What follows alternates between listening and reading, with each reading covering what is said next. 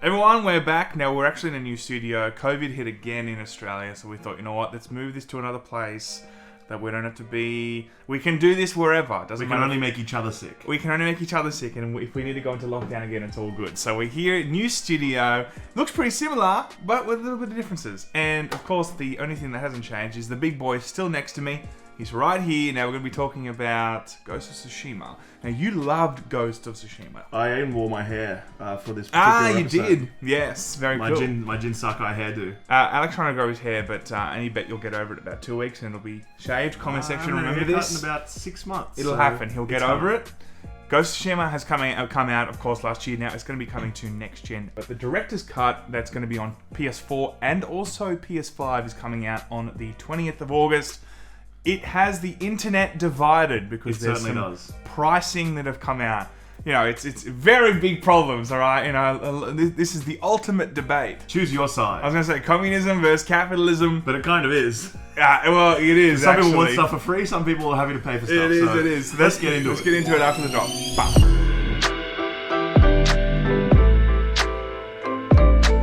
Yes, so Ghost of Tsushima came out last July, and it was... One of my favourite games. It was like the darling of the year. Everyone was loving it. Everyone said it should have been Game of the Year. It should have got Game of the Year. You know, it came from a studio, Sucker Punch. They'd really done like Infamous and a few titles that I personally didn't like. Infamous didn't exactly set the world on fire, but they kind of just landed with Tsushima and blew everyone's butts off. Yeah, it was actually, honestly, such a pleasant surprise because we had barely heard anything about it in terms of the marketing campaign. I remember talking about it at E3 2019 and being like, wow, we still haven't heard really anything about this. It kind of came out of nowhere with very little marketing, and you're right, completely blew everyone away.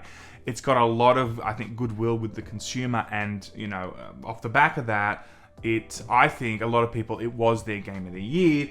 A lot of people have been wanting it, of course, to come out on PS5, and we have some news on that today. Coming to PS5, as well as PS4, actually, there's a new product, I guess you can call it. It's called Ghost of Tsushima Director's Cut. It has a new island that you can explore, as well as a bunch of features that are going to be exclusively on the PS5. And some of these features are 3D audio. They're going to be, including that now.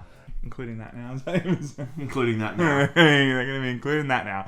Haptic feedback support and adaptive triggers, 4K resolution, 60 FPS. But you got to remember, you could already play at 60 FPS if you were playing on the PS4 Pro. and playing it on the PS5 also from your current disc or your current version of Ghost of Tsushima. You just get more pixels now. You could still experience it, but you are getting 4K.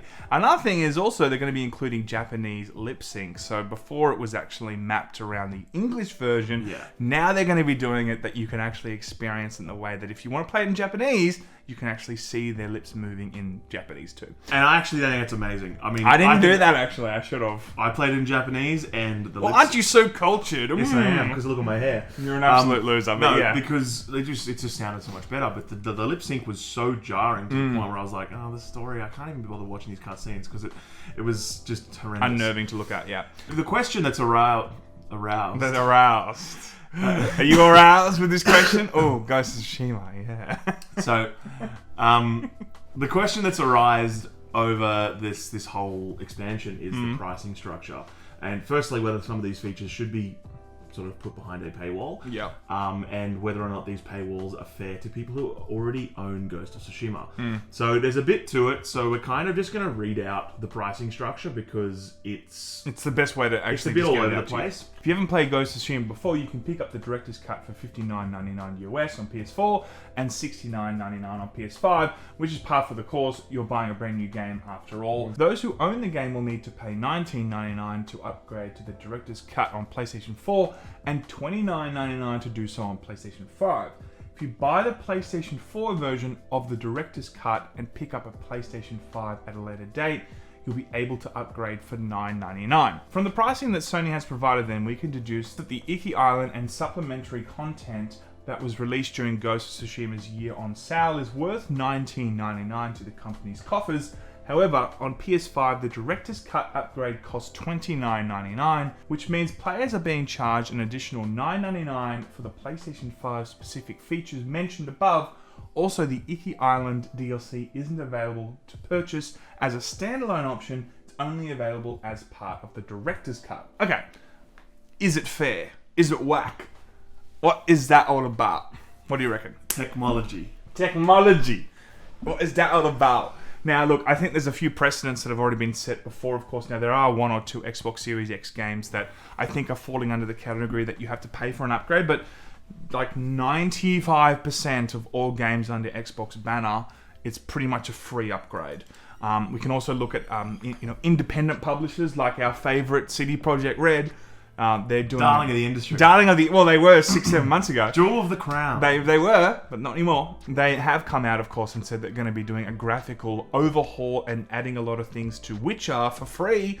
And on top of that, from the get-go, they said also that Cyberpunk 2077 is going to be a free upgrade for PS5 and Xbox Series X, which, well, I mean, originally it was just going to be for Xbox Series X, but now it's also going to be back on Sony, which is good. I'm surprised Cyberpunk isn't a free game at this point. yeah. They pay you to play it. So ultimately, the question that everyone's kind of discussing at the moment is whether or not this it's basically this $9.99 that everyone's discussing. Is it fair that Sony are charging $10 US for PlayStation 5 specific features? Now, yes, the argument can be made that there's a precedent for, certainly Microsoft just doing this smart delivery system, giving next-gen upgrades, left, right, and center.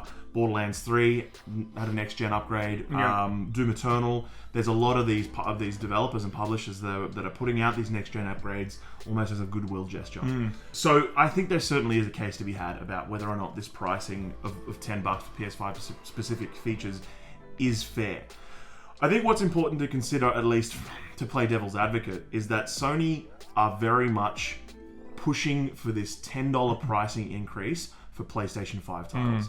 Returnal is $70. Ratchet & Clank is $70. Everything else historically was $60. I think to play devil's advocate, to understand their perspective, I think as a business, they are wanting to be consistent and say if something is on PS5, it is $10 dearer. That is just how it works. Is that the right approach? I mean, I don't know. I'm not in the accounting department. I'm not counting the pennies. I don't know how much they're spending. I don't know how much they're investing to utilize the PlayStation 5's systems, the DualSense. The added power. I don't know what's involved in upscaling a game from 1080 to 4K. But I mean, I'd say at least they're being consistent, but people aren't happy. I think that there's a few things here. Like, I understand things cost money. I understand that development costs money. I think that, adding haptic feedback, adding 3D audio, going back to the drawing board and actually fixing the Japanese lip sync and stuff like that. Like, I understand that's going to cost a lot of money. I think that we have to look back and see the DLC, the free DLC that came out at the end of last year for Legends? Ghosts of Tsushima Legends was one of the most comprehensive free DLCs I've ever seen, with multiplayer survival modes, like an RPG gear system that was implemented, that all worked so beautifully and was just so... I couldn't believe it was free. So in that regard, I look at that and go... Maybe they do have a little bit of leeway here if they want to charge for anything additional, based on how generous they've been in that DLC. I think every single game is going to be specific. The situation is going to be specific with each game, and I think they've been so generous with that. They've made such a high quality game here. Although I don't personally think that... I don't think the general consensus should be that just because it's on the next platform, if you've already owned it, like, why are you paying for the next one if you already kind of have it? But with Ghost of Tsushima, there's been so much effort, so much time and effort and coding into that free DLC, as well as those additional features. I can kind of see both ways. Like, I don't really have a position here. I can see why people are saying on Twitter, this is well deserved. They should be able to charge an extra $9.99. Then other people are like, no, I think this should be free. Well, look, I think it's important to clarify that I think the discussion's around the $10, not the it's not the $20 for the icky DLC. It's the pricing disparity between the PS4 expansion at $19.99 and the PS5 expansion at $29.99. Yeah. You mean $19.99 for PS4 and $29.99 for PS5? Isn't that what I said? I don't know. The camera knows. What I said. The camera will know. The camera knows. I think another point that's really important to remember is to play more to the side of the people who are enraged about this is that if you Enraged. if you bought Ghost of Tsushima at launch, you've paid $60, and now Sony are charging you $19.99 for the Director's Cut DLC, so your total investment is $80. If you never played Tsushima, you never supported it, you didn't give a shit, and you now decide you want to jump in, your total investment is $60 on the PlayStation 4 and $70 on the PlayStation 5. So I do see that side of the argument. If you were there from day one supporting the game and now you want the content, you're actually out of pocket $20 compared to people who jump in today. So I think that is an important point to address.